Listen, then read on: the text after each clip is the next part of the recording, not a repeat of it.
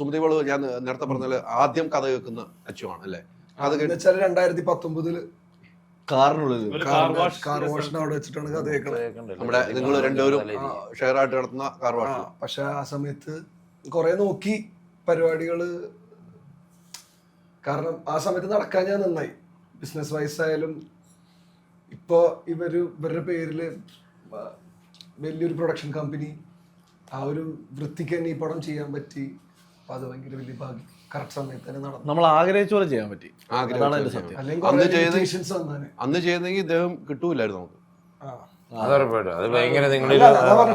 Correct ആൾക്കാർ വന്ന് ഒത്തുചേർന്നു, correct രീതിക്ക് ആ പടം ചെയ്യാൻ പറ്റി. പക്ഷെ അതിൽ ഏറ്റവും സന്തോഷം എന്താ വെച്ചാൽ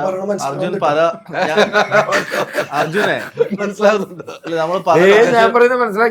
നമ്മള് പല ലൊക്കേഷനിൽ പോകുമ്പോഴേ ഇപ്പൊ അർജുനെ മുന്നത്തെ പടത്തിൽ വർക്ക് ചെയ്ത ആളുകളാണ്. അപ്പൊ അവരുടെ അടുത്ത് അർജുൻ ഇതിനെപ്പറ്റി സംസാരിച്ചിട്ടുണ്ടാവും. അപ്പൊ ചേട്ടാ അർജുനോട് കഥ പറഞ്ഞിട്ടില്ലേ സുമതിയുള്ളത്, അവൻ അർജുന അത് ചെയ്യാൻ ഭയങ്കര ആഗ്രഹം. അവൻ എനിക്ക് തോന്നുന്നത് ഏകദേശം 4-5 വർഷത്തോളം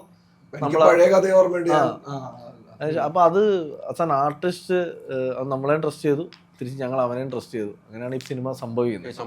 എന്തായാലും സിനിമ കാത്തിരിപ്പാണ്. അതിനൊരു മാറ്റമില്ല. അത്രമാത്രം പബ്ലിസിറ്റി കിട്ടിയേക്കുന്ന ഒരു സിനിമയാണ് ഇത്. എല്ലാവരും